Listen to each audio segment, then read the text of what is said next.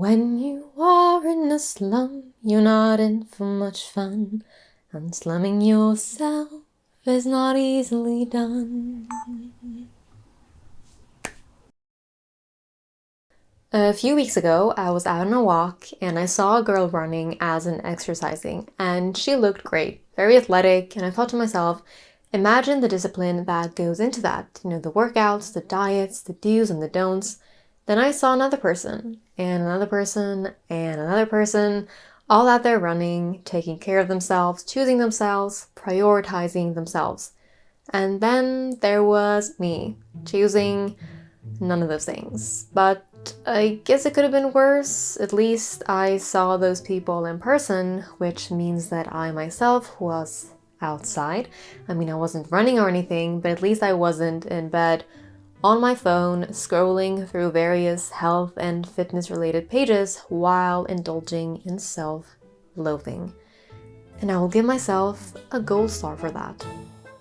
Lately, I have not been taking good care of myself. I have been neglecting the fundamentals of healthy living, diet, exercise, and sleep. And it has made me moody and irritable and impatient. And I don't think I've been very pleasant to be around a lot of the time, to be honest. And I've also been feeling shame and guilt and sadness. No one feels pride or joy in neglecting themselves. It's quite an awful feeling. Now, to understand how and why I got to this point and what steps I'm taking to get the hell out of here, we need to take a little trip down memory lane, and we will start light and then it'll just kind of get gradually worse. So, welcome on board. But before we take off, today's topic is one that can sometimes be correlated with depression or anxiety, and so for that reason I thought it was appropriate to partner with BetterHelp for this video. If you have anything that is interfering with your happiness, or if there's anything preventing you from achieving your goals, or any other mental health related concern that you might be dealing with, BetterHelp will assess your needs and match you with your own licensed professional therapist that you can start communicating with within 48 hours. It's not a crisis line, it is not self-help, it is professional counseling done securely online, and there is a broad range of expertise in BetterHelp's 15,000 plus counselor network, which may not be locally available in many areas, and the service is available for clients worldwide. You can log into your account anytime and send a message to your counselor, and you will get timely and thoughtful responses, plus that you can schedule weekly video and phone sessions, so you don't have to be sitting in a waiting room like you have to do with traditional therapy. BetterHelp is committed to making sure that you match with a therapist that feels right to you, which I know is something that a lot of people struggle with. I myself have been struggling with that as well. So they make it easy for you, and it's also free, to change counselors if needed, and it's more affordable than traditional offline counseling, and there's even the possibility of getting financial aid. BetterHelp wants you to start living a happier life today, so visit betterhelp.com/Lana, that's better H-E-L-P, and join over 1 million people taking charge of their mental health with the help of an experienced professional. And with my special offer, you will get 10% off your first month at betterhelp.com/Lana. First stop, sleep. My sleeping habits are the worst that they have been in as long as I can remember. I guess it started a few months ago when I got my puppy Fred. He is cute, he is a light in my life, and don't get me wrong, I will gladly be sleep deprived as long as I get to have him by my side. And he's 6 months now, and though his sleep and pee habits have gotten significantly better than when I first got him, he still wakes me up at around 5:30 to 6 every morning.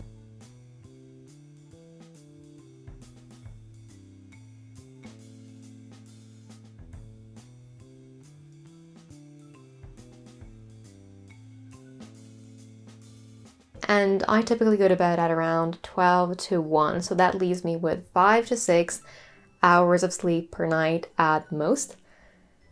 Matthew Walker is gasping. Now, the obvious solution to this problem would be either A, get rid of my puppy, or B, go to bed earlier.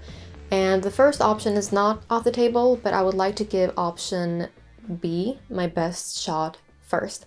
The problem with that, however, is that I had been at peak productivity at night lately, which isn't all that uncommon as it turns out, as research does make the direct correlation between feeling creative and feeling a bit tired and groggy. So I don't know, can any creatives out there relate to that? So what am I doing about this? So firstly, I am digging deeper into the whole more creative at night thingy to understand it better and to see how and if one may be able to turn that around. You know, I would love for the morning hours to be my most creative hours. And secondly, I am slowly changing up Fred's feeding schedule, which is supposedly one of the first steps towards getting your puppy to wake up later. Second stop, diet. So home cooked meals are what I was brought up on, and food is simply one of my greatest joys in life. Cooking it, eating it, and sharing it. But for this past year or so, I would say ever since I moved into my own place, really, I've been in a cooking rut. And okay, so what does that even mean? It means that cooking has felt like a chore, which has led to, I don't know, 95% of the meals that I have cooked being the whipping something together quick with little to no thought going into nutrients and flavors types of meals. So let's call that lazy cooking. Whereas 5% have been cooking with the heart and taking my time types of meals. Let's call that one deliberate cooking.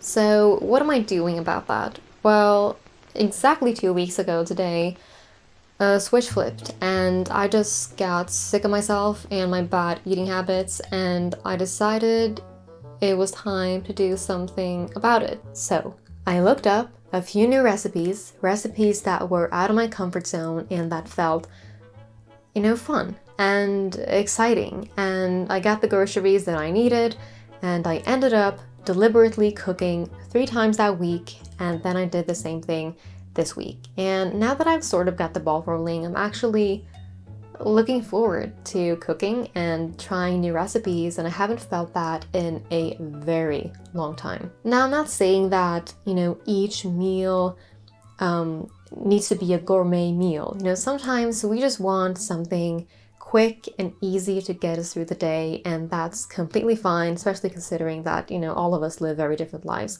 And I will have many, many more of those days. But I don't want to live a life that is based on quick and easy. You know, I don't want that to become my to-go. Creating time and filling it with something that we thoroughly enjoy is a beautiful thing, and I want to do more of that in every category of my life. So here is my plan for keeping this momentum going. So firstly, I am being gentle with myself. You know, cooking deliberately 3 times a week is a great start. Even 2 times or 1 times a week is still better than where I was. It's still an improvement from where I was just 3 weeks ago. Secondly, continue to search for recipes that excite me. And if you have any suggestions, vegetarian ones, please share them with me. Thirdly, share my meals. So I find fulfillment in cooking, not just for myself, but for others too, especially to other people who share my love and excitement for food. So whenever I can do that, I will do that. And then lastly, if and when I fall into the "this is a waste of time" mind trap, I will remind myself that cooking is actually a pretty damn useful life skill to have. Exercise. So this one is probably the one that affects me negatively the most, both mentally and physically. So I haven't had a consistent exercise routine in a very long time, like years, except for the occasional fitness challenge that I've done. And I guess where it started going downhill last time was when COVID hit and I just stopped going to the gym and other studios. I did, however, start walking a lot more, and I know I've talked about it quite a bit. I would often go for like 2 to 3 hours a day. I just don't understand how Like, we know how good we feel going outside and moving our bodies, and yet we oftentimes struggle. I say we, I mean me, struggle so much to do it.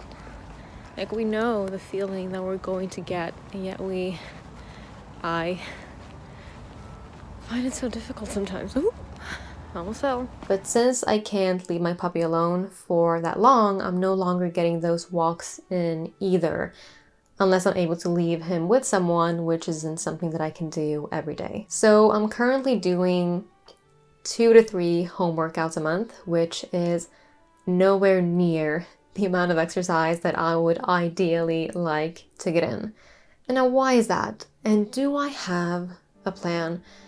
The answer to the first question is that, I don't know, I just haven't found a workout routine that is both A, accessible, because if that were the case, I would love to go and play like tennis or badminton, but I can't do that right now. And B, that is enjoyable. And I did ask you all for advice on my Instagram for fitness challenges and routines, and I got quite a few responses, so I'm going to look through those and maybe I will find something that I want to try and that may stick with me. But other than that, unlike for my sleep and diet, I really don't have a plan. So I choose to share this because I think that too often we only share our progress and our results, and not so much, the beginning stages of realizing that, oh, there's something that needs to change, and then the very first steps towards that change. And so I just wanted to do that this time. With all of this, I have promised myself to gently get back into these health habits. And that's not to say that I'm not going to push myself. I am, but just enough to where I am moving forward and not hard enough to where I fall over. The goal is to not stand still. As James Clear wrote in Atomic Habits, every action you take is a vote for the type of person you wish to become. No single instance will transform your beliefs, but as the votes build up, so does the evidence of your new identity. So how are you voting today?